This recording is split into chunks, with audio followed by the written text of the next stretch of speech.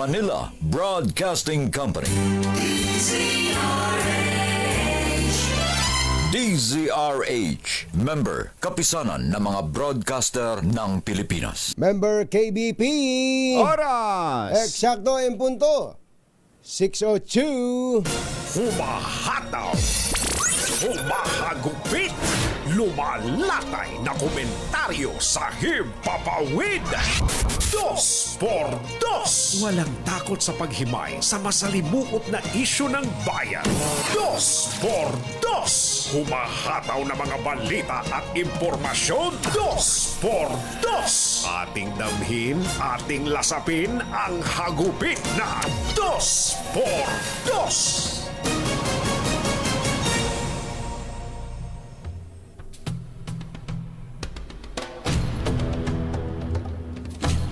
Nagbabala po ang pag-asa na maaaring tumama ang severe tropical storm Marcy sa mga lugar na hinagupit ng mga bagyong Christine at Leon.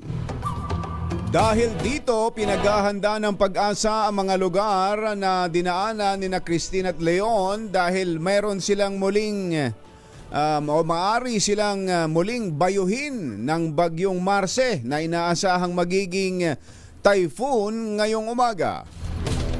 Samantala, inatasan po ng Pangulong Bongbong Marcos ang mga paunahing ahensya ng pamahalaan na rebisahin ang flood control master plan upang maiwasang maulit ang trahedyang sinapit ng maraming biktima ng mga nagdaang bagyo. Inamin din ng Pangulo na ang mga proyekto sa flood control ay nabaliwala ng manala sa mga bagyong Christine at Leon dahil doble ang ulan na ibinuhos, hindi kinaya ng mga nakalatag na flood control projects. Isyu ng bayan. Katotohanan. Dos por dos. Pag maitim ang balak, magtago ka na. Dos por dos. Si Jerry at si Anthony, narito na. Dos por dos. Hahataw ng todo, urado ka. Dos por dos. Ang katotohanan, dala nila. Dos por dos. Walang sinasamba pali, maniwala ka. Dos por dos. Hataw ng gusto, tol, umasa ka. Dos por dos. Dos por dos.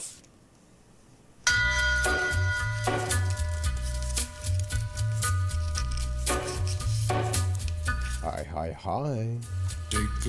Maganda morning. Magandang umaga, bayan! Bayan! Ito po si Anthony Taberna. Ito po si Jerry Baha. Muli pong sumasa inyo ang Dos por Dos sa umagang ito ng Friday! Yahoo! Kumusta po kayo? Itong bagyong si Marce ay matindi pala ito. Maaari daw ang hangin nito ay umabot sa signal number 4 ang Signal number babala. 4. Kaya mag-ingat So parang po tayo. gagayahin talaga halos si Christine. Pati yung direksyon niya kung batsero Yung ruta. norte. Ganun nga eh. Kaya yung extreme northern Luzon ang muling tatamaan. Mamaya kuha tayo ng update sa pag-asa dahil kung may pagbabago. Ang mahirap pag medyo bumaba pa ng konti kung batsero eh. Kaya kailangan Mas maraming tatamaan. Kailangan nakamonitor ng gusto ang ating mga local government units at ang mga disaster agencies natin. At higit sa lahat, ang ating pong mga kababayan. Oo. Masakit ito, sunod-sunod eh. Sa Oo, loob lang magkakasunod. ng 2 linggo na to, 3 bagyo. At oo nga, 3 bagyo at nagiging super typhoon. Sabi nga, yan daw ay epekto ng climate change. Oo. Kaya nga, mabuti siguro, kausapin na natin si climate change mamaya. Si climate change. Pakitawagan mo nga, Mother, si climate. Oo. Si climate. Pero ito hong nararanasan natin ito, ito naibida ko ito kung batsero bago ka, nung wala ka nung nakaraan. Nabanggit ko yung sa Spain ba? Nabanggit ko. Diba? Nabanggit ko rin nung wala ka kahapon. Nakamasid lang si Yuel tuloy. Nabanggit mo rin pala. Pero nung mabanggit ko yung kumbatsero, si Tenta pa lang ang namamatay sa kanila. Grabe, no? Nung dyan ho sa Valencia, Spain. Ngayon ho pala ay 217. 217 na ang death toll dyan po sa Valencia, Spain, at marami pa ang nawawala. Kaya ho nung mag-ikot itong ang hari ng Espanya na si King Felipe VI. The Sixth. King Felipe VI kasama yung kanyang may bahay, yung reyna. Ano ba pangalan ng reyna? Si Queen Letizia. Si Queen Letizia kasama nila siyempre yung Prime Minister na si Pedro. Sino naman? Si Pedro. Si Pedro. Si Pedro. Pinagbabato ng putik. Ganon? Isipin yung hari at reyna nila eh. Normally, Yung Prime Minister pwede pa yun eh. Pero yung hari at reyna, nako, insulated yan eh. nasapol ng mga putik ang mukha, ang katawan, ang damit. Hindi nila inaasahan Totoo. na gano'n ang magiging reaksyon ng mga kababayan nila. Marami hong galit na Kastilaloy. Dahil kumbaga parang kulang daw sa aksyon ang kanilang pamahalaan, kaya sinapit nila yung ganyan trahedya. Tama ka doon, kumbatsero eh. Kung tutuusin ay yung administrador, yung diretsahang nangangasiwa ng bansa, ang pwede mong kagalitan. Pero yung hari at reyna, lang eh. Parang ang titular na lang yan eh, no? Pero hindi napigilan ng mga Espanyol ang pinagbabato ng putik. Umuwi nga daw na madudungis itong hari at reyna eh. Grabe yung pangyayari. At hindi rin mo naman masisisi yung mga Espanyol, pati mga Espanyola. Pati na yun. Kasama na rin sila. Dahil sa first time sila eh. First time. Hindi ho sanay, hindi ho madalas na makaranas ng ganitong klase ng panahon doon ho sa amin, sa Espanya. Hasta la vista, bebe. Yan labatiban eh. Andale. Speedy Gonzales. Diyan pa naman sa Valencia, Spain naka-schedule pa naman diyan yung susunod na MotoGP. Yung karera ng mga motorsiklo. Nakita nyo ba yung i-type nyo po sa YouTube na lang, o kaya sa Google, makikita nyo kung gaano kaganda po ang lugar na yan. Yung Valencia at saka ang Espanya bilang isa po sa mga nanguna pagdating po sa sibilisasyon sa bahagi ng Europa. Katunayan, ng Espanya po naging mananakop ng maraming mga bansa. Kasama na Pilipinas. Gaano katagal tayo sinakop niyan? Hindi ba? Mga bullshit na yan? 333 taon. Ganong kahabang panahon. Kumbaga, sila expert pagdating sa flood control. Dapat, Sila eksperto sa flood control, pero ano inabot nila ngayon? Bakit po? Isa lang naman na sinasabi na yung mga eksperto eh. Iba ngayon. Climate change. Iba na ang panahon ngayon, hindi katulad nung araw na kabisado mo, itong ganitong panahon, pag umulan dito, walang problema iaangat lang namin, gamit namin, mga 3 oras lang, wala na yan, yung baha na. Hindi, iba na ngayon, dati hindi ito binabaha, hindi aabutin to. Hindi, iba na ngayon.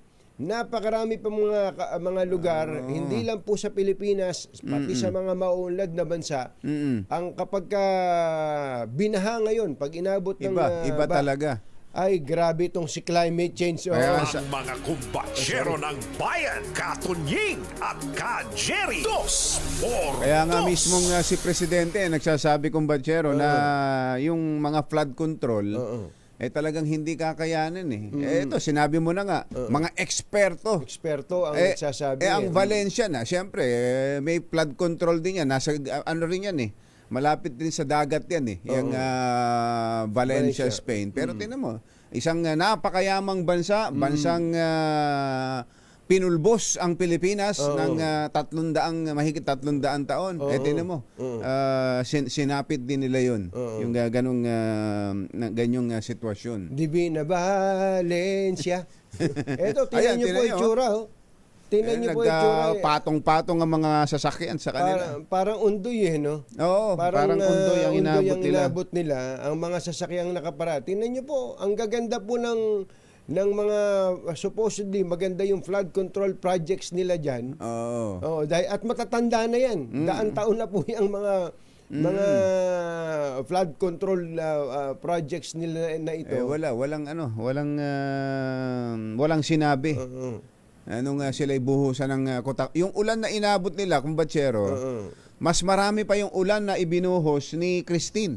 Dahil Nasa 490 millimeters yung binabanggit. Yung ulan, oo. Si Christine, di ba? 528 yun eh. 528 dyan sa Bicol. Kaya lang, yung 491 nila na yun, kasi nga, yan ang iba yung panahon dyan sa atin sa Europa. Europa. Pang isang taon na yun. Grabe, no? Oo. Sa atin, pang-2 buwan. pang 2 buwan lang. Oo. Oo. Sa kanila, pang isang taon na yung ganong Grabe. buhos ng ulan. Tama, sabi ni Veronica Torres, sabi niya, ako na bahala. Huwag na nga kayong dalawa. Ako na bahala. Papanggap pa kayo. Papanggap pa kayo. Oo. Nasa linya po natin ang ating paborito mula po sa DOST Pag-asa, si Ma'am Veronica Torres. May lahing Kastila, Veronica. Veronica. Ah. ¿Cómo está usted, señorita Veronica? Bien, bien. ¿Qué hora es? ¿Qué hora es? ¿Cómo se llama? ¿Cómo te llama? Lahat na lang natutunan natin sa Spanish. Kaya labatiban Ano ba yun? Sabi siguro ni Veronica, ano ba itong napasok ko na to? Veronica, good morning. Kumusta kayo dyan sa Morning. Pag-asa? At kumusta na? Ano ba pronunciation dito? Mars o Marse? Hello po, magandang umaga. Veronica, ano ba ang pronunciation dito? Mars o Marse? Opo, ang ginagamit po nating pronunciation ay Marce po. Marse. Ayun. Ito ba pangalang Pilipina ba to o Pilipino? Ba't parang... O yung tawagan lang na tawagan lang Mars. ng magkumare. Mars. Halos katunog nga po niya. Pero yung mga ginagamit naman po natin ay mga Filipino names. Oo. Mars. Normally, Sa susunod yan, ang ginagamit- meron na ring sis. Ang Sis. ginagamit natin ng mga pangalan na pinipili ng Pag-asa ay mga talagang identified sa pangalan Pilipino, no? Oo, Pero Mars, ito, Marse. hindi siya masyadong... Sa bagay, may mayor na ganyan ang pangalan. Dyan, malapit sa inyo dyan sa Pag-asa, si Mayor Marce Teodoro ng Marikina. Di ba? Veronica, ano ba? Kumusta na nga pala itong bagyo si Marce? Opo, ito ngang si Marce ay bahagyang lumakas at palapit na nga sa typhoon category nga po. Kaninang alas 4 ng umaga, ito ay nasa layong 735 kilometers silangan ng Baler, Aurora. Ito ay nagtataglay ng lakas na hangin na 110 kilometers per hour malapit sa sentro at bugso na umaabot sa 135 kilometers per hour. At dahil nga dito kay Marce, nakataas ang signal number 1 sa may Batanes, northern portion ng Cagayan, kabilang na ang Babuyan Islands, northern at eastern portions ng Isabela, northern portion ng Apayao, at ang northern portion ng Ilocos Norte. Meron din naman tayong mga inaasahan na mga malalakas na mga pag-ulan ngayong araw, moderate to heavy rains, 50 to 100 sa may Cagayan. Bukas naman, heavy to intense sa may Cagayan kung saan posible umabot to 100 to 200 millimeters sa mga pag-ulan at moderate to heavy sa Batanes at Apayao. Sa Thursday, intense to torrential, so more than 200 millimeters sa mga pag-ulan sa may Cagayan at heavy to intense sa may Apayao, Ilocos Norte at Batanes. Moderate to heavy naman sa Isabela, Abra, Ilocos Sur, Kalinga at Mountain Province. So, sa passage nga nitong si Marce, ang pinakamataas na wind signal na nakikita nating posibleng itaas ng Pag-asa ay signal number 4. Meron din po, yes po, sorry. Pero yung tubig, marami din, ano? Malakas din ang mga pag-ulan na inaasahan pala natin diyan, ano? Opo, posible nga po yung heavy, intense to torrential sa may Cagayan, which is napakalakas na po yun kung aabutin ka ng more than 200 millimeters na pag-ulan sa isang araw. Sige, go ahead, Veronica. Opo, meron din tayong nakataas na gale warning sa northern at eastern seaboard ng northern Luzon. Kaya kung maaari ay huwag muna tayong pumalaot sa mga lugar na yan dahil magiging maalon hanggang sa napakaalon ng karagatan. Kailangan nga din nating i-note na ito ngang si Marce, habang typhoon category ito at papalapit sa atin, may posibilidad nga ito na bumagal. So kapag malapit sa atin, malakas yung bagyo at mabagal, so kailangan nga natin ng lubusang pag-iingat dahil mararamdaman talaga natin yung mga malalakas na hangin at mga malalakas na mga pag-ulan. Sa ating mga kababayan, ay laging makipag-ugnayan sa ating mga DRR officers sa LGU at lalong-lalo na kasi itong truck nga nitong si Marce, kung mapapansin natin, halos nasa gitna siya ng dinaanan ni Christine at dinaanan ni Leon. So yung mga inulan pa nung mga nakaraang araw, nung mga nakaraang linggo dahil sa mga previous na bagyo nga natin, posibleng makaranas na naman sila ng mga malalakas na pag-ulan at lubusang pag-iingat nga yung kailangan natin kasi nga yung mga lupa posibleng saturated pa nga dahil sa baha. Kumbaga ang danger ng pagbaha at saka yung landslide nandidiyan ano. Opo, kaya talagang lubusang pag-iingat po talaga kung kailangan ng lumikas na po tayo. May ano na ito, definite na yung landfall nito, Veronica? Opo, yung kanyang landfall naman ay nakikita natin na posible sa vicinity ng Babuyan Islands or northern portion ng mainland Cagayan, Thursday evening o Friday early morning. Pero since may high pressure sa itaas nito, posible itong maitulak sa baba at posibleng bumaba din yung landfall point niya to Cagayan, Isabela area. Ayun, yun nga sinasabi natin. Teka muna, Friday pa? Ano pa lang ngayon ano Tuesday, ba ngayon? Martes. Tuesday, Ang tagal pala niyang si Marce, ano? Bagal Opo, nung simula mabilis siya pero bahagya Nag-slow down nung papalapit. Opo, ngayon naman although 25 kph pa naman po siya pero habang lalapit, tama nga po yung nabanggit niyo po, ay Babagal siya. posibleng bumagal nga po ito. Ako, nakakatakot yung mga kwento na yan. Ayaw na tayo lubayan. 3 sunod-sunod itong bagyo na to, Veronica. Meron pa ba kayong natatanaw na aali-aligid pa rin? Ito, may nakikita ako sa satellite image. Pula rin, nasa gawing baba. Sa baba. Ano ba yan, Veronica? Opo, sa kasalukuyan naman, although sa ngayon walang namomonitor LPA bagyo na malapit sa atin, pero kung titingnan natin yung tropical cyclone threat potential na inilabas nga ng Pag-asa sa susunod na linggo ay may posibleng bagyo na pumasok sa ating Philippine area or tropical cyclone low vortex. So, yung kapag sinabi nating tropical cyclone low vortex, ito ay may posibilidad or hindi natin tinatanggal yung possibility na itong vortex na ito ay kung magiging isang ganap na bagyo. Pero since next week pa, may kalayuan, so may probability po ito na magbago. Naku, sana naman wag nang pumunta yan. Makapahinga naman tayo. Veronica, kami ay nagpapasalamat sa update mo at kami ay nagpapasalamat din sa lahat ng mga tagapag-asa na nagpupuyat at nagsisikahay para mabigyan tayo ng wastong impormasyon. Thank you at magandang morning! Maraming salamat po. Magandang morning. Ang pangit nun Bakit ganun yun? Basag. Basag talaga. Nabasa ba yan? Palagay ko. Kanabaha. Anthony at Jerry. Anthony Taberna, Jerry Baha. Ang samahang pinatibay na ng panahon. 2x2. Oras po natin, LTO Chief Vigor Mendoza. Aba? Ano ba? May update na ba? Meron Doon tayong sa sasakyan. Meron tayong update mamaya. Natukoy na ba kung sino yan? Peke daw, peke. Totoo bang peke yan? Ang problema nito, kumbachero, lahat ng may ito, makinig kayo lahat ng may Cadillac Escalade Na kulay puti. na kulay puti. Lahat ng may Cadillac Escalade na kulay puti ipapatawag kayo na LTO. Ayan. Oh, ito ito matindi ha.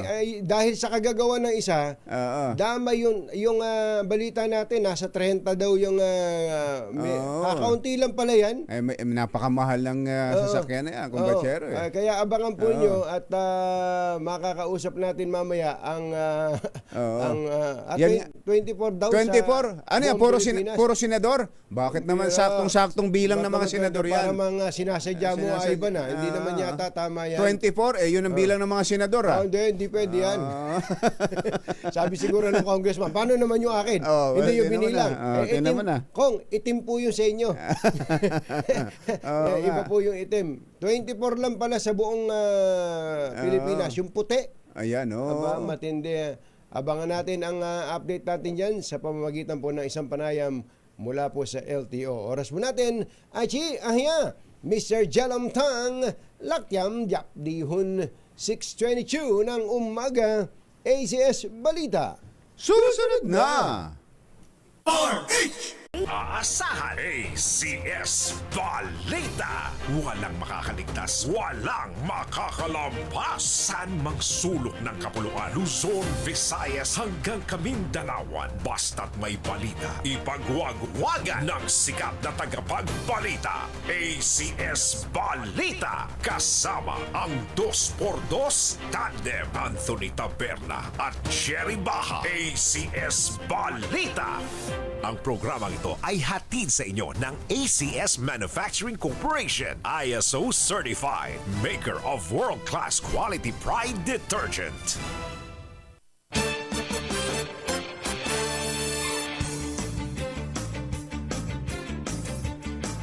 Araw po ngayon ng Martes, 5 ng Nobyembre, eleksyon na sa Amerika. Ngayon hanggang bukas. Ngayon. November 5, ano? Talaga. Sa ulo ng ating ACS Balita, local employment umabot sa 7-year high habang lumawak pa ang manufacturing. Opo. Vintage bus na may libreng sakay o may libreng sakay sa Caloocan City. Presyo ng gasolina may katiting na rollback. Diesel at kerosene may taas presyo naman. Numero 7 na plaka na nakabit sa isang SUV nag-viral pero peke ayon sa LTO. Pinata patay sa sunog sa Pasay. 2 sugatan, nakaburol na lalaki nadamay. At sumadsad na eroplano ng Philippine Air Force sa Batanes, nahatak na Basco Airport, balik operasyon na. Magandang umaga, Luzon, Visayas at Mindanao. Good morning, Philippines. Hello, world. Kami po ang inyong mga tagapagbalita. Ito po si Jerry Baha. Ito po naman si Anthony Taberna. At ito ang... ACS Balita. ACS Good News. Umakyat po sa 7-year high ang local employment sa bansa ngayong Oktubre. Ayon sa American Credit Rating Agency na S&P Global, ito na ang pinakamataas na job creation increase mula pa noon 2017. Kasabayan niya ito ng paglago din ng manufacturing sector ng Pilipinas bagamat nagkaroon ng problema dahil sa pagsipa sa presyo ng mga materyales. Gayunman dahil sa tumaas na employment, umaasa ang manufacturers na tataas din ang demand na magre-resulta rin sa steady na pag-akyat ng production growth. Nagsimula na kahapon ang libreng sakay at lakbay-aral ng vintage bus mula South Caloocan City Hall hanggang North Caloocan City Hall at balikan. Ito ay sa pakikipagtulungan ng Victory Liner at ng Caloocan Cultural Affairs and Tourism Office.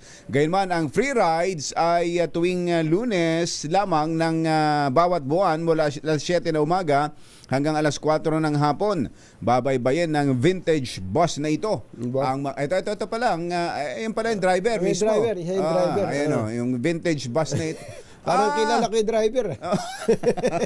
Parang kilala ko yan. Kilala ni Felix yan. Parang yung palang yung bus na parang yung Yung luma, ano ba yung JB? Oo, JB liner. correct, oo. Yung bumibiyahe dati ng EDSA mula Inabutan mo ba Monumento. Mother, inabutan mo ba yung lumang bus, yung JB dati? Yung may nguso. Oo. Ayan, Kaganda, ano? Open pala, walang Oo, para sa jeep. walang dinding. Oo, para sa jeep dahil yung mga bagong modern jeep ngayon na luma. Babaybayin daw po ng vintage bus sa mga pangunahing lansangan ng North at South Caloocan at ang biyahe magsisimula sa South Caloocan City Hall. Ibinalik ng Caloocan LGU ang biyaheng Kangkalu. Aba. Libreng sakay. Libreng sakay. At lakbayaran. Ayun. Upang i-promote ang makasaysayang lungsod at sa bawat biyahe ay may kasamang tour guide na magkukwento ng mga makasaysayang lugar Aba. at mga naging ganap sa lungsod ng Caloocan noong unang panahon. Kaya siguro ganadong magmaneho yung driver na yan. Tingnan mo Yung yung driver na yan na tumutugon sa pangalang Along Malapitan. Tingnan mo ang ngiti. Tingnan mo ang ngiti. Ang ganda lang ngiti eh. Alam mo kung bakit, kumpachero? bakit? Kasi nag-survey ang SWS. Oo. Ito ay may petsang October, Nakita ko yan. 20 Putputan. to 24. Putputan ang Putputan, laban. dikit na dikit ang laban. Dikit na dikit ang laban na kumbachero. Oo. Ito po yung resulta ho. Putputan. Si Mayor Along Malapitan ay nakakuha ng 81%. 81%. 81%. Oo. At ang pinakamalapit na gustong maging mayor ng Caloocan ay Si dating Senador Antonio Trillanes ay nakakuha ng tantaranan 15%. Layo. Hindi pala putputan hindi pala dikit na dikit ang laban. Parang ang tawag nung iba dyan, yung mahilig maglinis ng bahay. Lampaso, sabi. Lampaso, layo. No? Ang layo. Tapos sabi pa ni dating Pangulong Duterte, ako, pupunta ako ng Caloocan, magkakampanya ako doon. Ganun ba? Sabi nito si Duterte. At mangangampanya daw siya laban kay Antonio. Mr. President, kinsi na nga lang, kaya-kaya na ni Along to. Ipaubayan nyo na kay Along. Pamira na. Matindi. Alas 6:34 ng umaga, umarangkada na ang dagdag bawas sa presyo ng produktong petrolyo. Katiting na 10 centavos kada litro ang rollback sa presyo ng gasolina. Meron naman taas presyo sa diesel, 75 centavos. At sa kerosene ay Katiting din yung 50 centimos. katiting din ba yung oil price hike sa diesel? Yung oil price, hindi, mataas na. Yung 75 eh. Mataas 75, din, eh. halos piso na rin halos pala. Piso. 75 yung diesel at 50 sa kerosene. Babasahin ko pa sana yung mga dahilan na inisa-isa ng department. Wag na! Ano naman, Para nagdadahilan lang. Nangangatwiran pa kayo. Tama na! Alas 6:34 ang ating oras. Na imbang bigat kada kayo amin na po. Wag rin kayo, gising na. Peke! Fake! Fake. Japake! Jafik, Ang protocol plate na number 7 na nakakabit sa isang puting sports utility vehicle na sinita ng lady traffic enforcer at nag-dirty finger pa Nako. bago tumakas matapos dumaan sa EDSA busway noong linggo. Ito ang kinumpirma ng LTO matapos suriin ang nag-viral na SUV na tinangka pa raw sagasaan ng traffic enforcer sa may Guadalupe, Makati. Ayon sa LTO, nilagay sa panganib ng driver ang traffic enforcer ng Special Action and Intelligence Committee for Transportation. ang haba kasi niyan eh. Kaya siguro nainis yung driver. Kaya, tinan mo, doon nagalit. Doon nagalit. Nung banggitin niya, ikaw ba ay ikaw ba ay enforcer ng Special Action and Intelligence Committee for Transport o DOTR? Doon nagalit. Doon nagalit yung driver. Sinabi ng LTO na sa initial nilang investigation at assessment sa mga pieces of evidence na hawak nila, ang 7 protocol plate na nakakabit sa SUV ay peke. Nako. At walang protocol plate na inisyu sa katulad na sasakyan na Sequoia. Sequoia pala. Ba't Ha?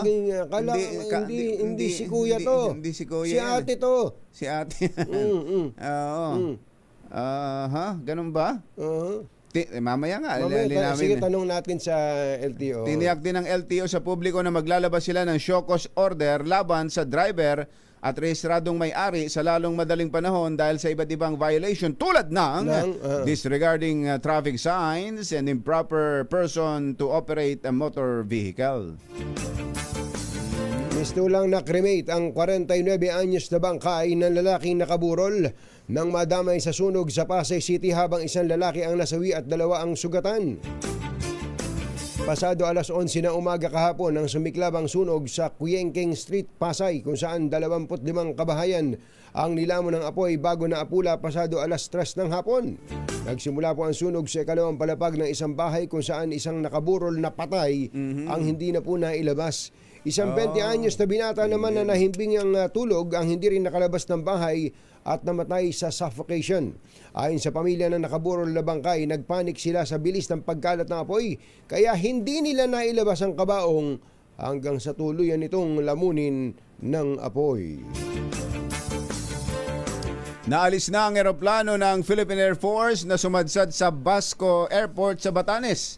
Sa report ng Armed Forces of the Philippines, Chief Romeo Browner, kinumpirma nitong nahatak na nga sa gilid ng paliparan ng C-295. Dahil dito, balik normal na ang operasyon ng paliparan kasama na ang pagpapatuloy ng relief operations na naantala rin dahil sa pangyayari.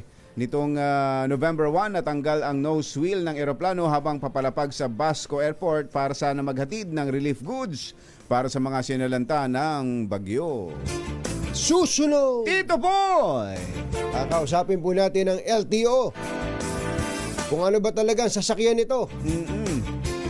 Si kuya o si ate? Yun ba yun? Parang sa parang- itsura, iba ang si Kuya.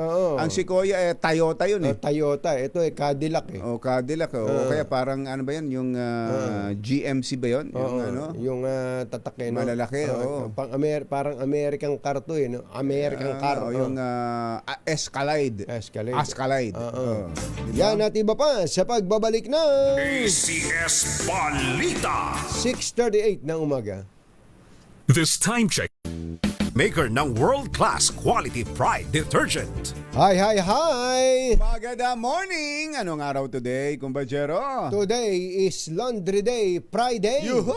At pag Laundry Day Friday, all you need is Pride Washing Machine Detergent. May triple stain away formula kaya tanggal ang makapit, madikit, malupit na dumit mancha kaya easy ang labada. Kaya pala mula noon hanggang ngayon, all you need is Pride. All you need is Pride. ACS. Kasama ang 2x2 tandem Anthony Taberna at Jerry Baja. ACS Balita. Ito sa mga taga-barangay 556 sa may balik-balik, Sampaloc, Maynila.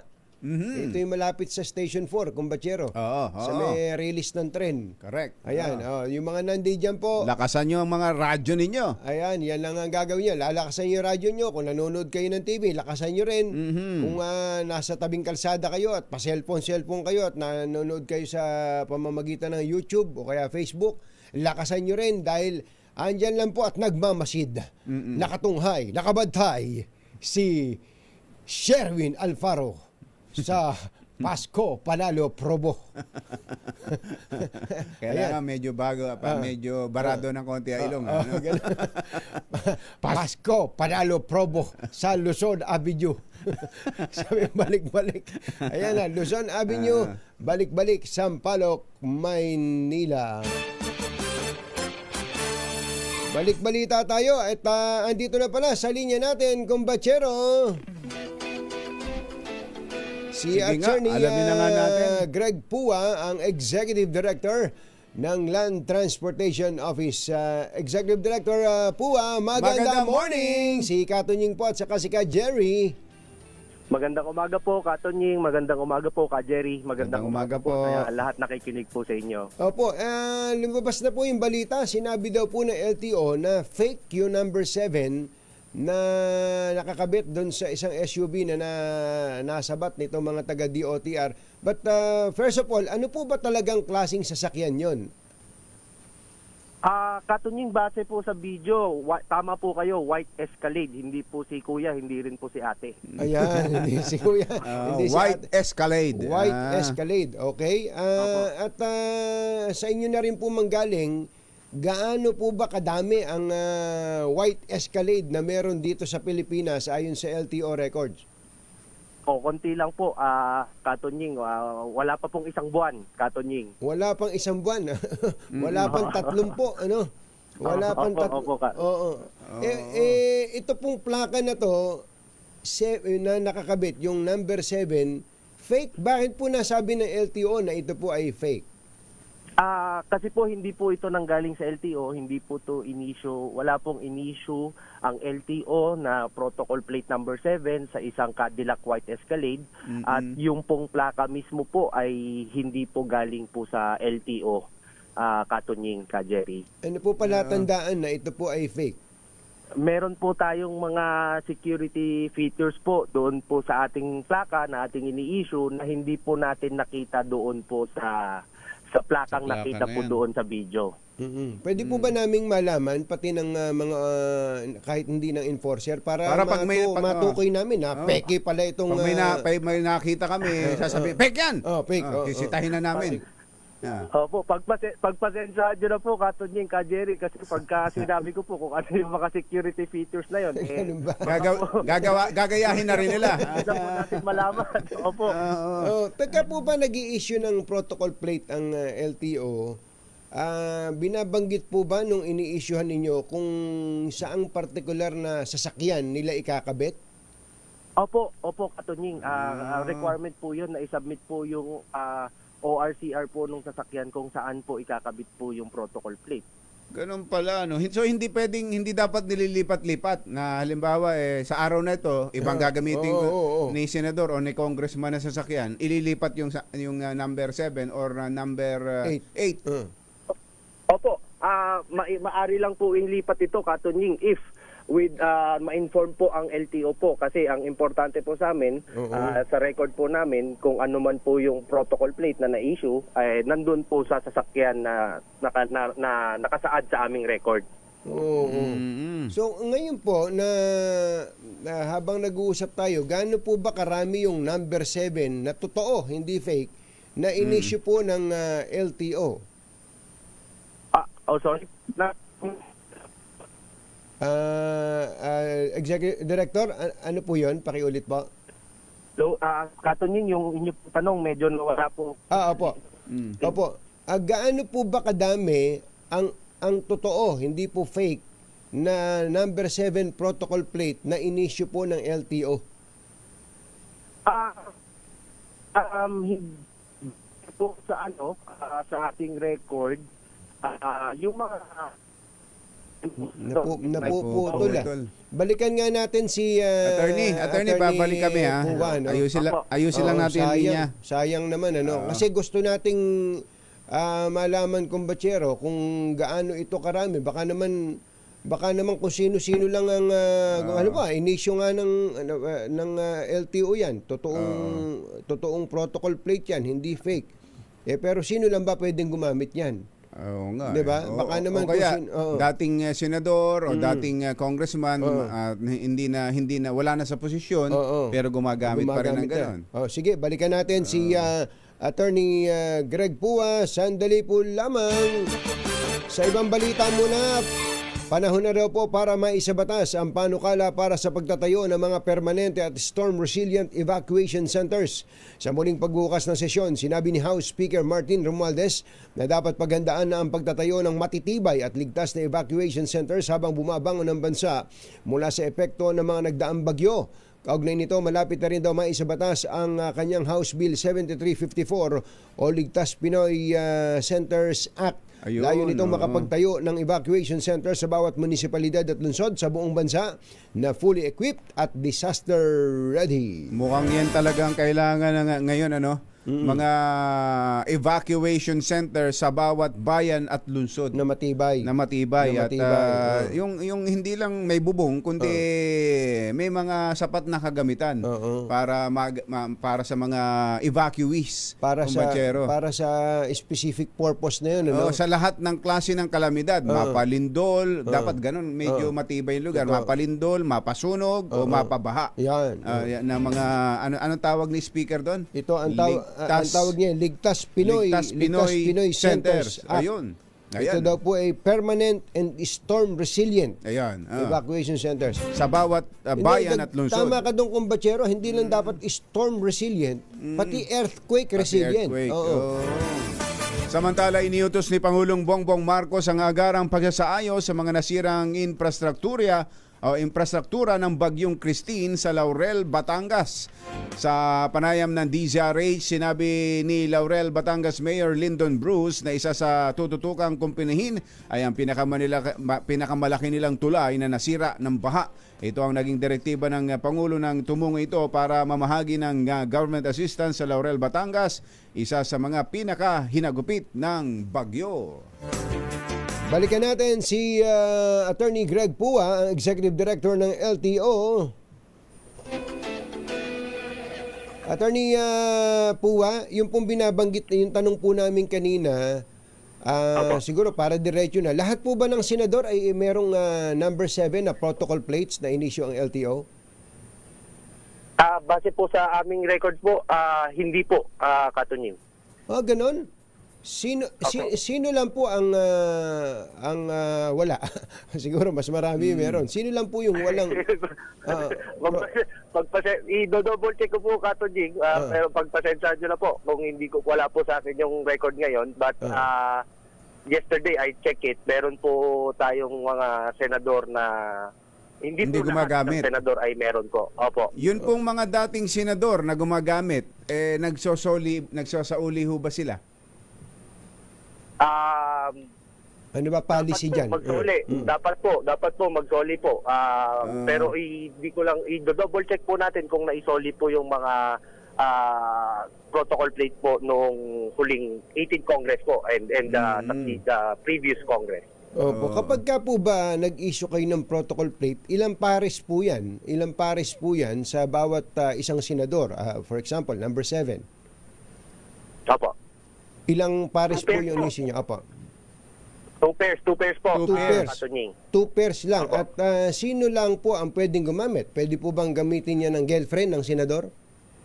Hindi po. Ang dapat pong gumamit ay kung yung senador lang po. Tatay, pangalan at ka-apelyido naman. Yung senador lang po. Senador. Jerry. Yung staff ng senador, pwede po bang sila ang gumamit nun? Hindi rin po. Yun nga po. Dapat yung senador lang po. Ayun po ang ating nakalagay sa ating executive order po. Opo. Ano po ba ang mga privileges ng isang tao na may protocol plate? Mag-focus muna tayo sa senador, kumbachero, no? Sa number 7. Well, basically, walang coding.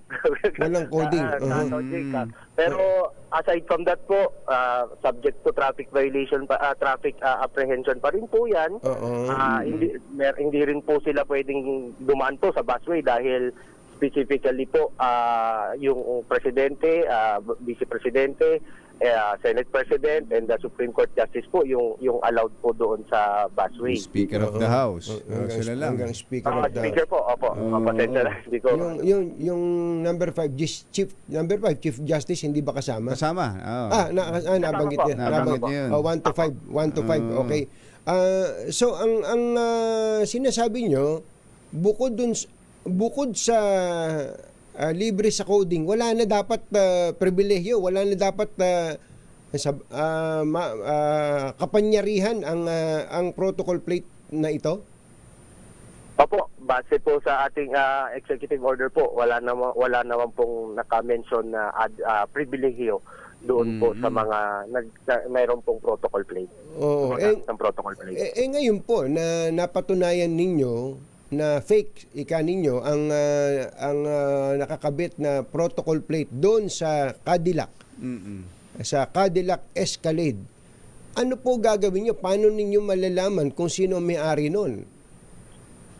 At yun po, Katunying, naghahanap po tayo ngayon ng iba pong CCTV or ibang video at the time of incident kasi wala po dun sa harap, wala tayong ibang nakitang indication na may plaka sa likod.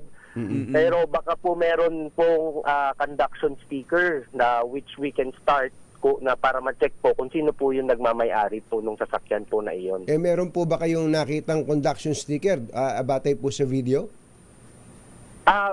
Dati po sa video, meron pong parang orange po na nandun sa may bandang driver's side eh. Opo. Pero malabo po dun sa video.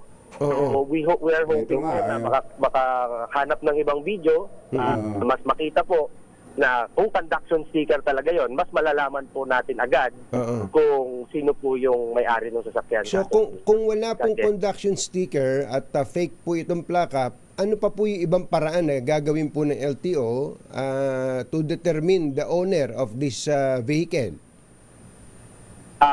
Kung ganoon po, kung meron pong mga report, kung alam nyo kung kanino yon, sana po may report nyo sa amin. But be that as it may po, Katunying, as I said, wala pa naman pong isang buwan ang nagmamay-ari ng ganung sasakyan. Wala pang 30 po. Wala pang 30 po. Dahil wala pang 30 po, ano po ang official action na gagawin ninyo?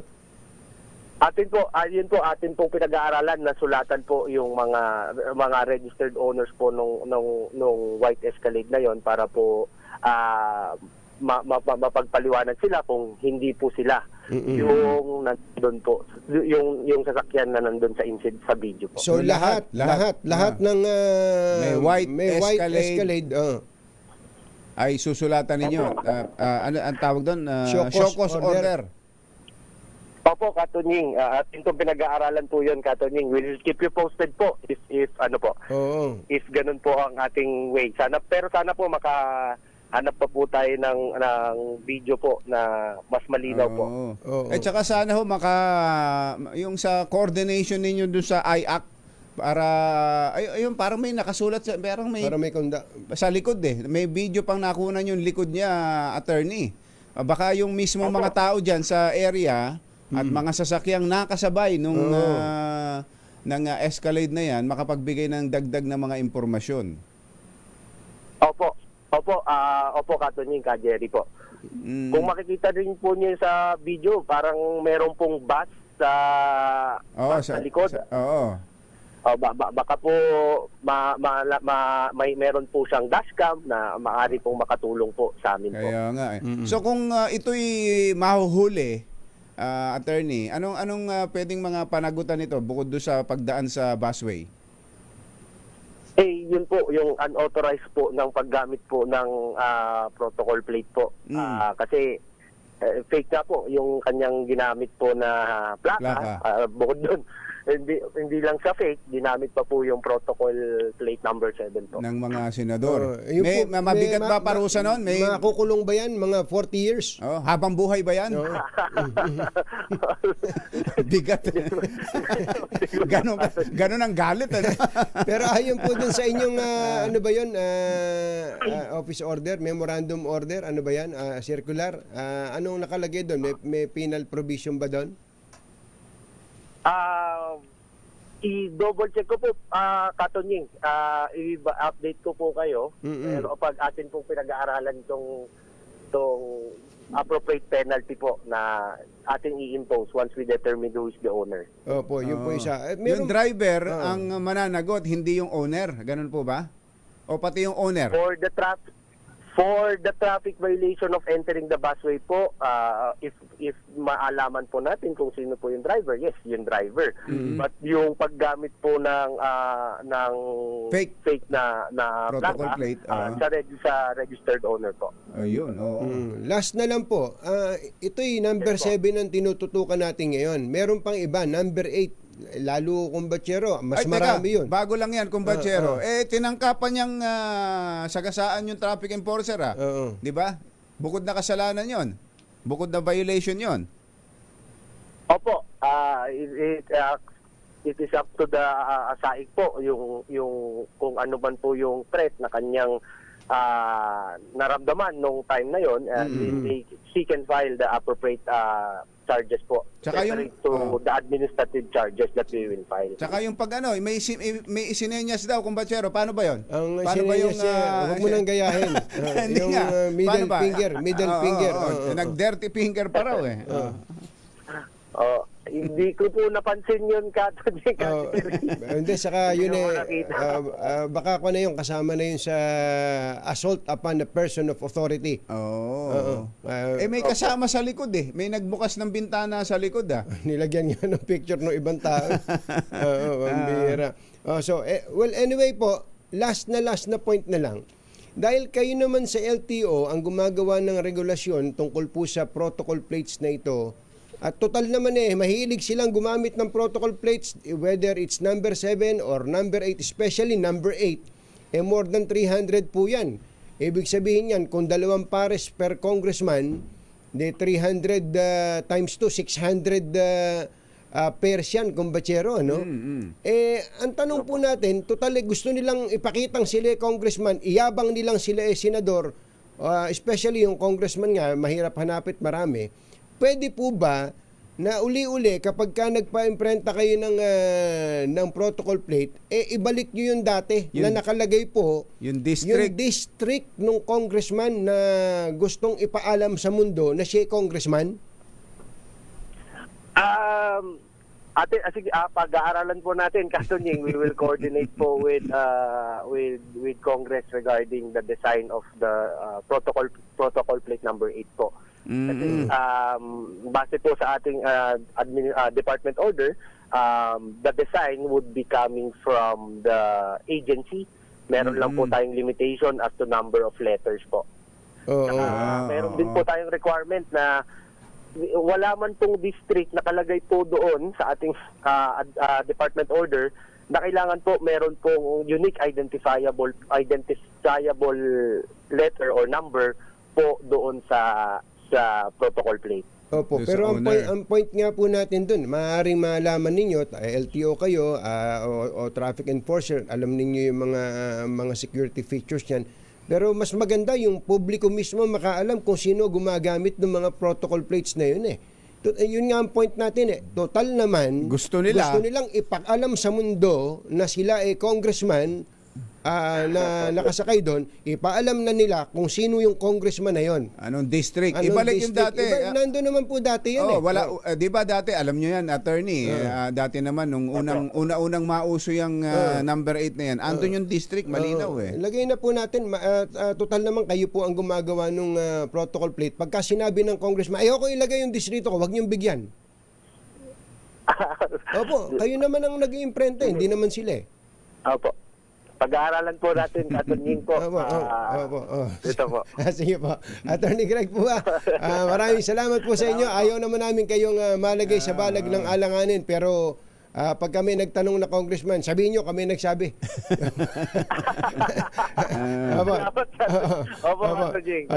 Thank you so much Thank po, you, Attorney. Greg Pua, ang ED, Executive Director ng LTO. Nagatid sa kabuuan ng ating ACS Balita, ito po si Anthony Taberna. Ito po si Jerry Baha. Balitang makatotohanan, balitang maaasahan. ACS Balita. Ang programang ito ay hatid sa inyo ng ACS Manufacturing Corporation, ISO certified, maker ng world-class quality pride detergent. Number 2 por 2 sa DZRH. Let's Marvin Gaye and get it on. Meron na tayong winner. Standby lang, Sherwin. At Magkakapera na yan. Magkakapera yan. Pero ang totoong winner ngayong holiday season ay ang ating mga OFW families, kumpatsero. Bakit naman? Bakit? Napadala na ba kayo? Naipadala na ba ang mga pang-holiday ninyo? Bakit? Ang Bakit? palitan ng piso kontra dolyar ay 58 na pala. Ay, Totoo ba ito? 58.34. Grabe. Aba. Lumalakas ang dollar dahil sa eleksyon sa May Amerika. kinalaman ba yan sa eleksyon? Pero alam mo ba, kumbatsero, na dyan pala sa atin sa Amerika, ay kahit na mag-eleksyon, hindi, may andun pa rin ang Napasok. problema nila sa employment, oo. sa unemployment. Mabigat ang problema ng Amerika. May mga kakilala ka, umuwi eh. Dahil walang trabaho. Oo, umuwi. Sumipa ng husto ang unemployment rate ng Amerika nitong mga nakakaraang buwan. Oo. At itong nakaraang taon, medyo nag-stabilize ngayon, nasa 4.1 yata, from 4.3 nag 4.1. Oo. Ngayon itong itong November data ay 4.1 ulit. So parang nag-flat, nag-plateau. Pero mataas pa rin 'yon kumpara sa mag-eleksyon dapat Marami kayong pera. Maraming Marami pera, trabaho. maraming trabaho. Ganun pala doon. Hindi katulad dito sa atin, pag may eleksyon, maraming pera, maraming trabaho.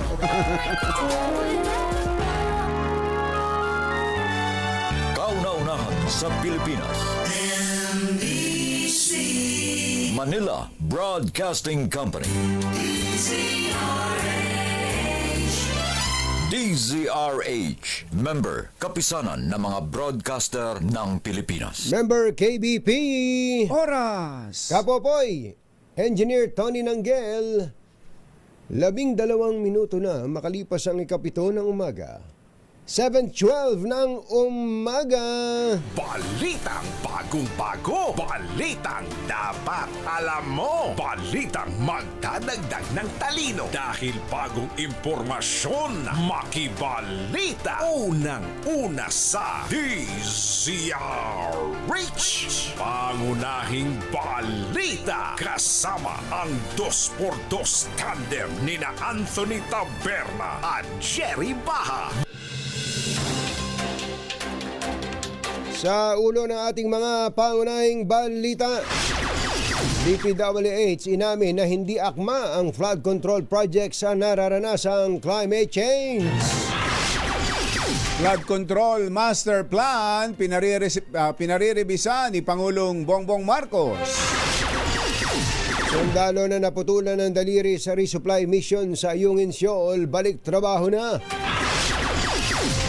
Raid sa Century Peak Tower pinanindigan ng PNP. 8 buwang sanggol na nasa sinapupunan ng ina, patay sa ligaw na bala ng ama sa Negros Occidental. At NAIA muling nanguna bilang worst Nako! airport in the world ayon sa isang pag-aaral. Magandang umaga, Luzon, Visayas at Mindanao. Good morning, Philippines. Hello, world. Kami po ang inyong mga tagapagbalita. Ito po si Jerry Baha. Ito po naman si Anthony Taberna. At ito ang... Pangunahing balita. detalye ng mga balita pagkalipas lang nating mamigay ng kwarta.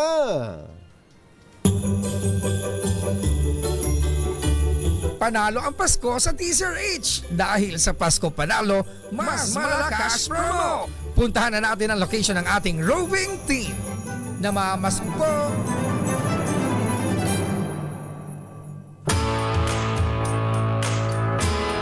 Punta tayo sa balik-balik. Sa Sampaloc, Maynila, naroon si Sherwin Alfaro para sa ating pamumudmud ng salapi. Sherwin! Go, go, go! Yes, Anthony Jerry kasama natin ang Star Dancers. Oy! Aga-aga nagpapalsada para mag-zumba. Aba, ayos yan exercise. Balik-balik Sampaloc. Ang mga step nila, balik-balik din. Pabalik-balik na. Yan na naman. Balik-balik. Balik lang ng balik. Babalik. babalik. Pero balik-balik ang palok. Kaya naman ito, ang pinakaswerte ngayong umaga dahil na-achievean natin na ito sa lugawan na ito pag umaga, bago pa magbukas ang lugawan, nandito na si tatay, nakikinig sa radyo. Asa na si tatay? Ayan, nakikinig sa radyo. wala si tatay. At ito yung nakikinig sa radyo. Yan ang kanyang radyo. Yan, Jerry Anthony. Pero mo, nakikinig yun araw-araw sa Desiree para habang kumakain. Dito kayo nag-almusal? Oo, dito, Lugaw. Lugaw. Ang pangalan niyo ba, tatay? Berto Dinyo, dito, boy. Si Tatay Boy, sa Tatay Boy, palagi nga nakatuloy sa Desiree. Tuwing umaga, habang naglulugaw sa dito sa lugawan na to, ganadong-ganadong siya dahil napapakinggan niya. Sino pa rin mga sa tuwing umaga? Si Antonio Tabera, Jerry Baha. Anthony Tabera, Jerry Baha, meron ng 1,000 pesos mula sa Dos por Dos. Thank you very much. Thank you sa DCRS. Thank you to Antonio Tabera at Jerry Baha. At dahil Anthony Jerry may itang lugaw, dapat magpayong. Huwag kayong mapapasok. Yun, ang ganda ng payong, ano. Meron bang grocery basket? Aba, Mula yan sa DCRS. ang ganda na ng lalagyan, ha? Umaasenso Maasenso. Transparent yan. Oo, transparent yan. Meron niyang bihon. At pag naubos, pwede nang gamiting balde. Timba. Oo, timba. Oo, balde. Meron tong bihon tsaka nata di coco, pwede yung iluto yan. Bihon ko, nata di coco. Sakto sa Pasko yan. Talaga yan para sa inyo. Maraming salamat po. Jerry Baha at Antonio Taberna. Maraming salamat din sa Akala ko si Director Renato Solidum. Kamukha niyo si Director Renato Solidum. Dati ba kayong taga-Pibok? Hindi. Yung sa Bulkan. Hindi naman po. Sa Bulkan. Hindi, dati siyang... Ano trabaho dati? Ano trabaho po dito? Dati gumagawa ng plastiko, sign maker, yung mga... Signages, yung mga Signages. yung mga balik-balik sampalok, Quiapo. Ayun ang ginagawa niya, yung mga signages sa mga jeep. Sa mga yung billboard, yung mga... Billboard. Malakihan si tatay. Billboard ang ginagawa. Hindi raw ba siya sasali doon sa Zumba? Hindi ba kayo sumasali doon sa Zumba? Hindi. Nananakit yung belo.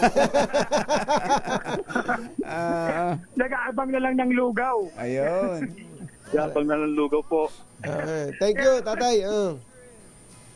Maraming salamat po. Salamat, Tatay Boy. Sa mga nais manalo ng 1,000 pesos.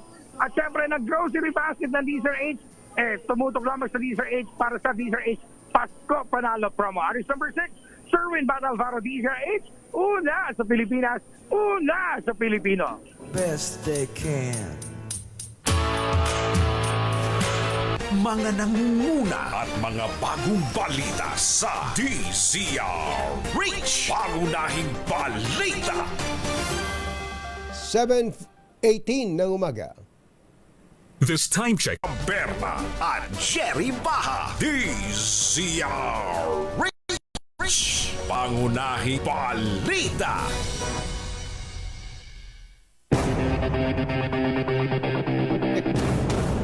Alas 7:24 ng umaga, inamin po ng DPWH na hindi akma ang flood control projects ng bansa sa mga matitinding buhos ng ulan at malawakang pagbaha na nararanasan sa paggagupit ng mga bagyong Christine at Leon. Sinabi ni DPWH Secretary Manuel Bonoan na nakaangkla lang sa localized flooding ang karamihan sa kanilang flood control projects. Sinabi ng kalihim na dahil sa nararanasan ngayong climate change ay hindi na akma ang kanilang mga proyekto kontra baha. Hindi naman nakadesign yung mga ginagawang ibang mga projects na mga projects na ginagawa are actually intended. Yung localized flooding problem actually to protect yung mga low-lying areas at saka yung mga built-up areas sa mga iba't ibang ilog. No? Itong mga nararanasan natin na mga pagbuhos ng ulan at saka sa lakas ng mga hangin, hindi ho nakaakma yung sinasabi natin ng mga localized flood control projects sa mga ganito. Si DPWH Secretary Emmanuel Bonoan. Samantala, pinarirebisahan ni Pangulong Bongbong Marcos sa mga pangunahing ahensya ng gobyerno ang Flood Control Master Plan upang maiwasang maulit ang trahedyang sinapit ng maraming biktima ng mga nagdaang bagyo tulad ng Christine at Leon. Ang direktiba ay ginawa ng Pangulo sa pagtungo sa Ground Zero sa Barangay Sampaloc, Talisay, kasabay ng idineklarang National Day of Mourning bago bumisita sa Bayan ng Laurel. Matapos personal na makita ang matinding pinsalang idinulot ng dalawang bagyo, inatasan ng Pangulo ang DENR at DPWH at iba pang ahensya ng gobyerno na i-review ang flood control master plan at tingnan ang mga maaaring gawin upang maiwasan ang ganito kalaking pinsala. Samantala, inamin ng Pangulo na kulang pa ang pagtugon ng gobyerno sa epekto ng bagyong Christine. It's never enough. It's never enough. I wish we could do more. We're doing everything that we can. But, you know, when you lose a life, you lose a life. What can you do about that? It's terrible tragedy. Ang Pangulong Bongbong Marcos.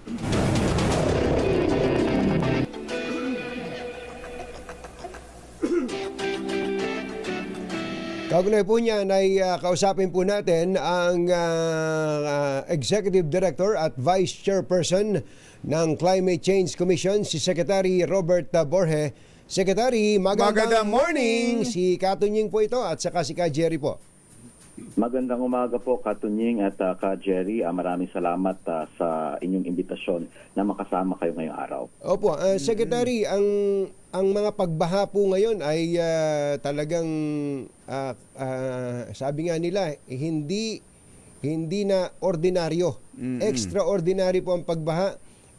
Ultimo ang pamahalaan natin, ang Pangulong Bongbong Marcos, ang DPWH Secretary ay nagsasabi na ang mga flood control projects po natin ay hindi sapat dahil po sa climate change.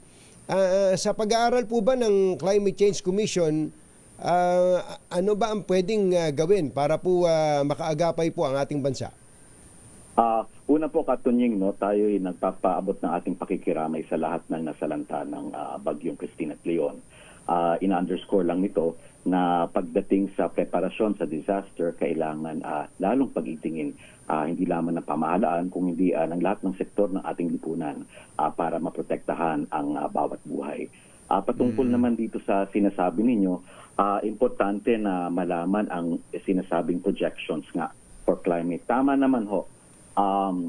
Klaro po na business as usual no longer holds. Ito po ang sinasabi ng Intergovernmental Panel on Climate Change na ang preparasyon po ng ating mga pamahalaan at komunidad ay kailangan pag-igtingin pa dahil ang sinasabi na business as usual no longer holds. Ang sinasabi nga nila, ang magiging norm ay magiging iba na. Pero kailangan kasi isipin din natin na ang ating mga built infrastructure ay produkto din ng ating kasaysayan.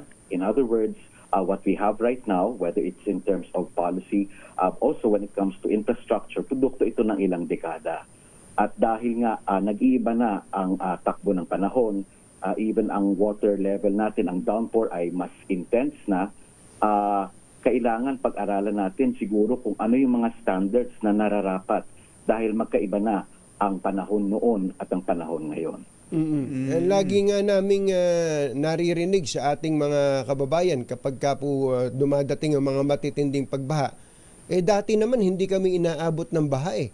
Dati naman kung bumaha ganito lang kababa dito eh. Pero ngayon lumulubog ang mga bahay, nagigiba ang mga infrastruktura.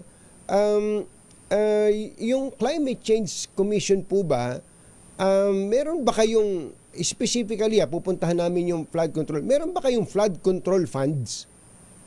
Wala pong flood control fund ang Climate Change Commission. Ang Climate Change Commission ay isang policy formulating at coordinating office at kami po ay naglalatag ng polisiya kasama ng ibang mga ahensya natin. Pero ang implementasyon po nito ay nasa iba't ibang mga ahensya. Kung kaya po, we would like to stress ang importance ng interagency cooperation and coordination.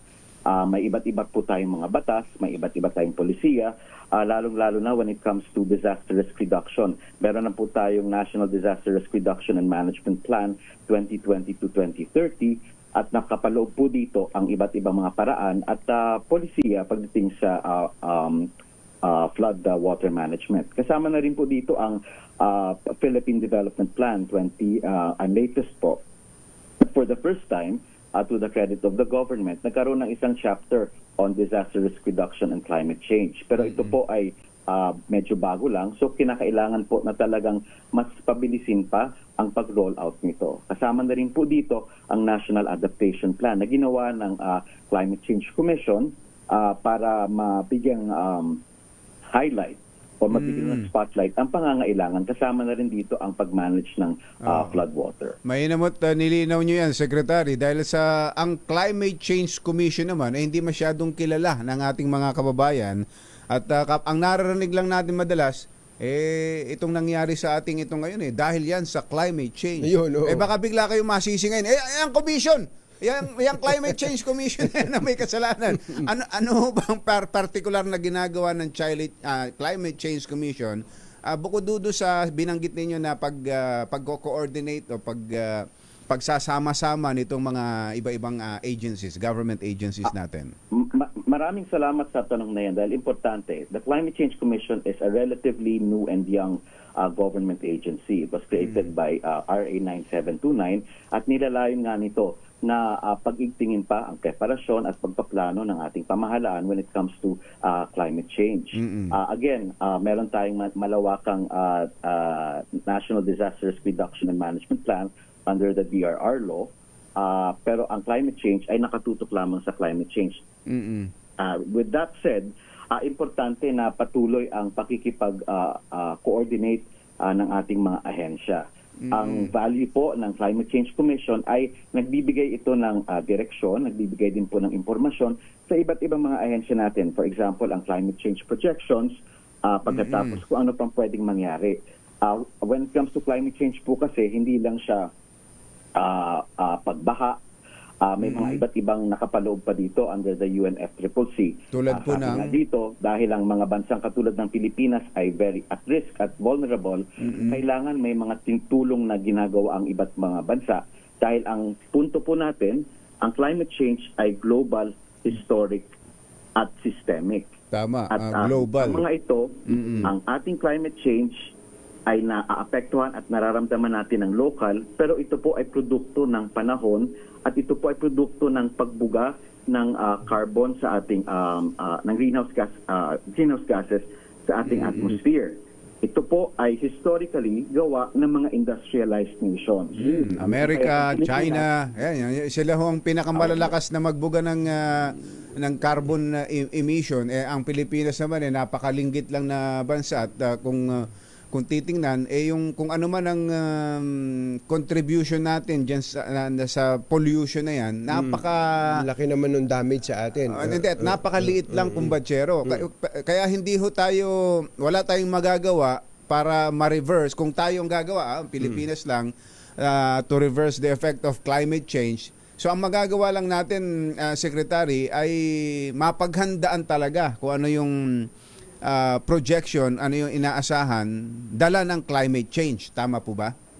Tama po. Tayo po ay tumututok sa dalawang strategy, adaptation at mitigation, but como tayo ay less than half of 1% lang ng world global greenhouse gas emissions, tayo ay nakatutok sa epekto ng climate change. Pero ang sabi po ng ating Pangulo at siya very firm dito, kailangan ang ibang mga bansa na historically responsible ay tumulong dahil obligasyon nila ito. At ito kasama nito ang capacity building, kasama ang climate finance, at kasama din ang tinatawag na technology development and transfer. So lahat po ito ay ginagawa natin at pinapaigting pa. At importante nga po ay kailangan mag-usap-usap palalo ang ating iba't ibang sangay ng ating pamahalaan. We'd like to commend ang comment ni Secretary Bonoan dahil kailangan nga po i-review ang ating mga built structures, ang ating built environment dahil marami ay medyo tumatanda na. Alam niyo po, hindi lang sa Pilipinas, sa Espanya may baha din na nangyari. More than 150 ang namatay. At kailangan po i-compare natin ang ating iba't ibang capacity sa ibang mga bansa. At kailangan nga po, when it comes to risk governance, at yan po ang punto ng ating Climate Change Commission at ng NDRMC, kailangan po paigtingin talaga at palakasin pa ang ating kapasidad. Hindi lamang sa pagpaplano, hindi lamang sa pag-unawa ng climate change, kundi pa implementasyon ng mga science-based at data-driven na mga solutions sa climate change. Yung pong mga disenyo po ba ng halimbawa ng mga flood control projects. Pasensya na kayo, pabalik-balik kami dito sa flood control project sapagkat yan po ang nasisisi ngayon ng ating mga mamamayan yung bang tipong ang laki-laki ng pondo na inilalagay diyan tapos wala naman palang magagawa kapag ka dumating ang mga pagbagyo, pagbaha. In terms of design, meron ba kayong say diyan sa Climate Change Commission sa mga projects na ginagawa ng other government agencies? Pagdating sa design, ang expertise ay nasa ating mga government agencies and that's the Department of Public Works and Highways. Pero sa kanilang design, kinakailangan they have to take into consideration yung mga nangyayari. Kaya nga may mga building standards tayo hindi ho ba pagdating sa building natin, ang ating mga high-rise ay dapat nakaka-withstand ng certain strengths ng lindol. Kasama po yan sa standards. Ang nangyayari naman po kasi, dahil po sa climate change, nag-iiba na ang norm ngayon pagdating sa water, pagdating sa rainfall. Kung dati-dati ang ating pinoproblema ay tinatawag na fluvial flooding, ibig sabihin yung pagbaha dahil sa nagbe-break ang water sa banks ng ating mga ilog. Ngayon po, ang ating concern ay kasama na rin ang fluvial. Ibig sabihin, hindi not necessarily nasa tabi ka ng ilog, nagkakaroon din ng baha for some reason or another. For example, flash flood. Kasama na rin dito ang phenomenon na storm surges na nagdadala naman ng tubig sa ating mga coastline.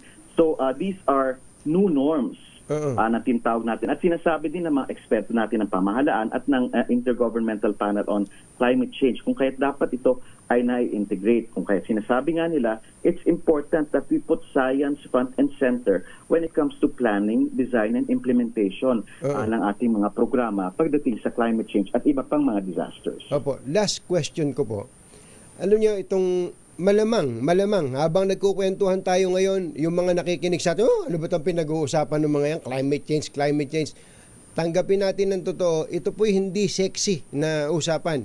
Mabuti pa kung nag-usap tayo dito tungkol sa politika, Secretary Borge, baka na-excite pa yung mga tao. Baka pag nag-usap tayo tungkol sa basketball, kung alin ba ang mananalo sa Hinebra, saka sa talk and text, baka maraming makinig. Baka nag-usap tayo tungkol sa chismisan, sa showbiz. Baka marami ang nakinig sa atin. Pero ang climate change, naririnig lang natin, naririnig ng ating mga kababayan, oo, nararamdaman natin ang epekto, pero hindi pa rin siya isang paksa na kagigiliwan ng ating mga kababayan.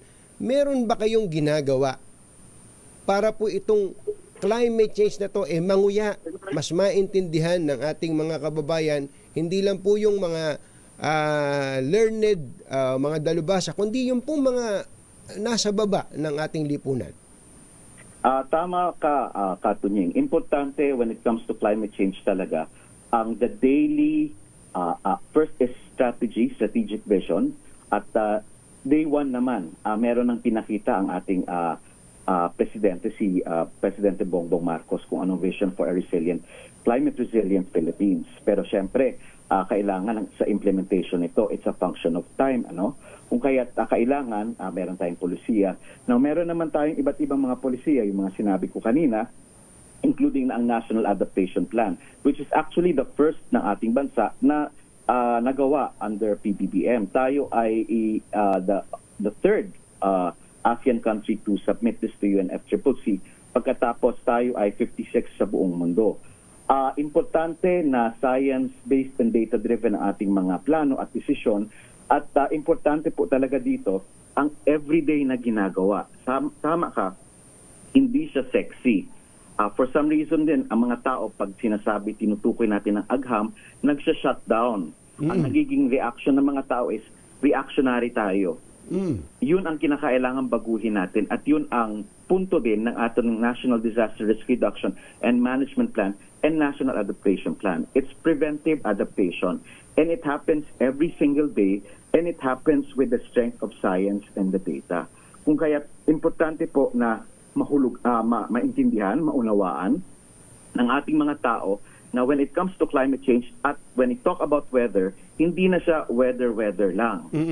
Ang ating panahon, kailangan dahil may bago ng norm, may bago ng normal, tayo ay maging handa. Ibig sabihin ito, kung ang magiging norm na natin ay malakas na typhoon at the level ni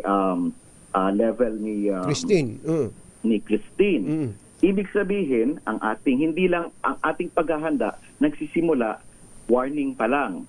Pero even before the warning, kailangan ang plano ng ating mga lokal na pamahalaan at nakapaloob yan sa kanilang local planning also, yung kanilang built structures and built environment ay kailangan malakas din. Importante din na we also go beyond the built environment. Kailangan pangalagaan natin ang ating kalikasan. Dahil katulad ng Sierra Madre, ito ay nagpo-post na pananggalang sa malalakas na mga typhoon. Kasama na rin dito ang kapasidad ng ating mga tao para maintindihan kung ano ang siyensya sa likod nito at kasama na rin ang kakayanan at kapasidad na mag-implement.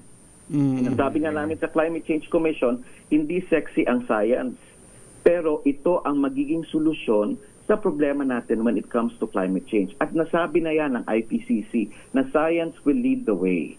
At kailangan lang talaga na i-implement natin ang mga plano at tayo ay mag-rely sa agham para tayo ay magkaroon ng klarong path towards resilience. At at mukhang mas marami pang madidisgrasya, mapipinsala, mamamatay kapag hindi natin pinansin itong bagong normal na ito, Secretary. Well, go ahead po. Tama po, Katunying, no? Importante again ang preparation. Preparedness is key, knowledge is key, but also equally important, hindi lang yung pag-unawa, hindi lang yung paghahanda, kailangan din ang pagsunod sa polisiya at direktiba ng ating pamahalaan. When it comes to disasters, we're all in the same boat and we have to work together. We have to strengthen the culture of resilience, also the culture of compliance, also the culture of understanding. At ito ay nangyayari pag we understand the importance of science in everything that we do.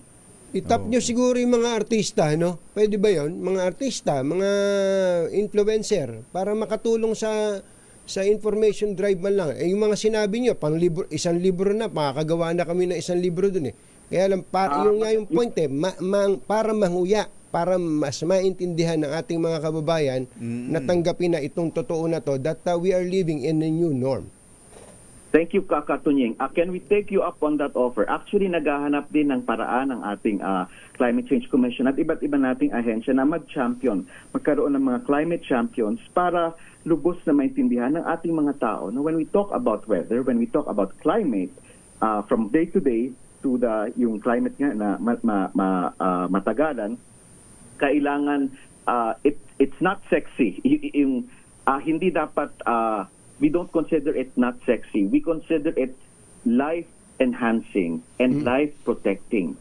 Kung kaya dapat lahat tayo ay matuto at we welcome the inclusion, the integration, we welcome the participation of the media in clarifying climate change and other disasters.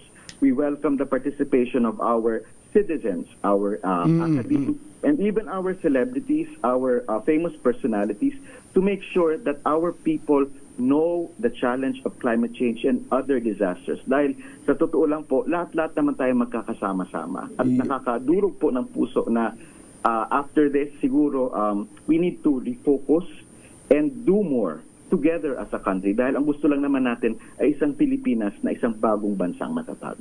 Secretary Robert Borge, sir, maraming salamat po sa inyo at magandang umaga po. Magandang umaga din po sa inyo lahat. Si Climate Change Executive Director Robert Borge. Pangunahing balita.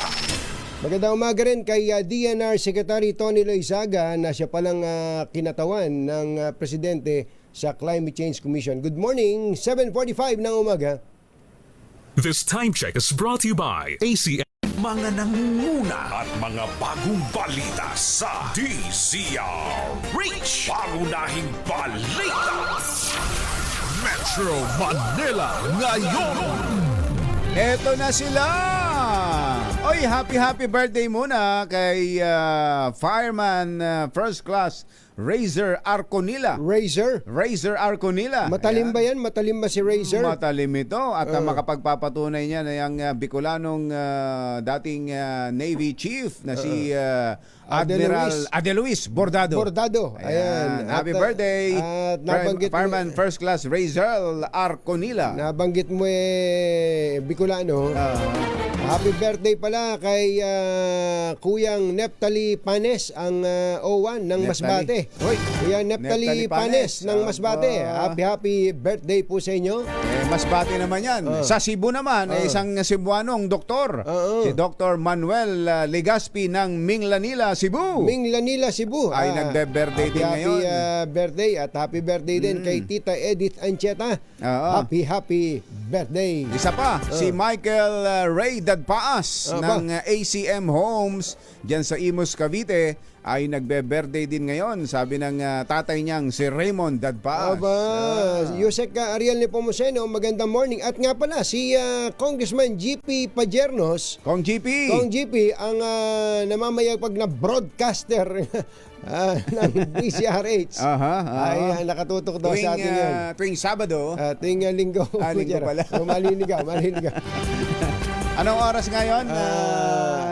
Programa ni Kong GP? Alas 10 yata ng umaga. Puntahan natin si RH5 Val Gonzales. Meron siyang follow-up sa sunog sa Commonwealth Market QC. RH5 Val Gonzales, Kamin Val! Jerry at Anthony, nakataas pa rin sa ikalawang alarma. Itong sunog na tumutupok ngayon dito sa isang bahagi nitong Commonwealth Market dito sa Quezon City. Alas 2 pa ng madaling araw kanina nang sumiklab itong sunog. Partikular na tinutupok ay itong buong dry goods section o kung saan nakahilera itong mga paninda sa mga dry goods. Itong mga nakahilera dito sa aking harapan ay pawang mga may-ari nitong mga stalls dito sa lugar na ito na tinitingnan kung pwede na silang maglabas ng kanilang gamit, pero yung sa ilalim, dahil itong nakikita natin ay ground level lamang ito, Jerry Anthony. Mayroon pang basement. Meron pang basement dito sa may pinaka ibaba. At isang malaking hamon ngayon sa mga bumbero ang pag-apula sa sunog dahil itong bahaging ito ay mga tindahan ng mga groceries, toneladang mga bigas dahil ang binabanggit nilang mga tindera ay kare-replenish lamang daw ng kanilang mga paninda kahapon. At meron ding mga drum-drum na mga mantika at mga dry goods. Dito rin sa lugar na ito, Jerry at Anthony, matatagpuan yung administration office nitong Commonwealth Market. At sa impormasyon ay merong isang nasugatan na bumbero pero minor injury lang naman yung kanyang tinamo matapos na masugatan dun sa pag-apula dun sa sunog kanina. Itong inaapakan ko ay umaagos na magkahalong mantika at toyo, kaya napakadulas ngayon dito sa aming kinatatayon sa oras na ito dahil doon sa umaagos na mga oil at drum na mga mantika na nanggagaling doon sa mga stalls dito sa may pinakaharapan. Yung usok na makikita rito sa pinakaibabaw ay galing na mismo doon sa may pinaka basement nitong nasusunog na bahagi ng Commonwealth Market dito sa Quezon City. Mukhang matatagalan pa, Jerry Anthony, na magdedeklara ng fire out ang mga bumbero dahil nga doon sa uri o klase ng mga paninda na nandito sa nasusunog na bahagi ng Commonwealth Market dito sa Quezon City. Nagkakaroon na ng maigpit na daloy ng trapiko dito sa harapan mismo ng Commonwealth Market, kaya't ng mga natatraffic ay yung mga galing ng San Jose del Monte sa lalawigan ng Bulacan at maging yung mga galing ng Fairview dito pa rin sa Quezon City na palabas dito sa bahagi ng Commonwealth Avenue dyan sa may Quezon Memorial Circle. Ako si Val Gonzales, DCRH, una sa Pilipinas, una sa Pilipino. Thank you, Val. Manila ngayon. Samantala, dyan sa Mandaluyong ay may nasabat na mga fruit cocktail. Ba? O ano naman ang masama Ano masama sa doon? fruit cocktail, lalo Sarap na yan, ngayong magdi-Disyembre na. Oo. RH52, Edniel Parosa. Kami na Jel! Jerry at Anthony, habang papalapit nga itong holiday season, uso na naman ang fruit cocktail sangkap sa paborito ng marami na fruit salad. Pero dito sa Mandaluyong, nadiskubre ng otoridad ng online na bentahan ng lata ng naturang fruit product. Pero kapag binulatlat mo, high-grade marijuana ang laman. Ayun! 7.5 million pesos na halaga ng kush ang nasabat ng kapulisan sa bypass operation sa isang apartment sa Barangay Plainview kagabi lamang ito. Resulta ito ng joint operation ng mga pulis Mandaluyong at Marikina kung saan magkasintahan suspect na kapwa 28 anyos lamang ang nakwelyohan dahil sa umano'y modus nilang online transaksyon sa nagdaang 2 taon. Sa panayam ng DZRH News ngayong umaga, sinabi ni Mandaluyong Police Chief, Police Colonel Mary Grace Madayag na ini-import pa ang bulto ng illegal na droga mula sa hindi mo na pinangalan ng bansa at saka ibinibenta ng mag-group yung posible humanong bahagi rin ng mas malaki pang sindikato. Pakinggan natin si Colonel Madayag. Initial information po is through Telegram ang kanilang transaction, hindi naman po sa ibang social media account, but through Telegram yung kanilang transaction. Tapos personal pong pipick upin dito sa apartment sa Mandaluyong. Sila mismo ang nakikipag-transact, yung dalawang magkasintahan. Tapos i-meet up po nila dito po sa Mandaluyong at doon nga po sa apartment. Kaya nakita niyo po yung modus nila, no? 2 taon na silang nagninegosyo ng kush na ganito, pero 5 buwan pa lang sila dito sa Mandaluyong. Ibig sabihin, palipat-lipat po sila. Patuloy naman ang investigasyon ng PNP sa source ng kush maging sa Omanoy Logistics Company kung saan itinadaan ng order dito sa Pilipinas. Ito si Edniel Torrosa, nagulat para sa DZRH. Una sa Pilipinas, una sa Pilipino. Metro Manila ngayon. Ang mga kumbatsero ng bayan, Katunying at Ka-Jerry. 2 por 2. Oy, happy birthday pala kay Haen Mayor Silvia Austria. Mayor Silvia Mayor. Austria, happy birthday at Basta magandang ganyan sa morning. Haen. Kay Kuyang Obet Imperio at kay Kuyang Boy Fabian at kay NIA Administrator Eddie Gillian. Good morning! Hi, Sir Norberto Chinquanco. Kumusta ba ang mga huli nating isda dyan? Aba, ayos. Ito, matataba daw. Ninong Dong Tolentino, kumusta po ba dyan sa Central Luzon?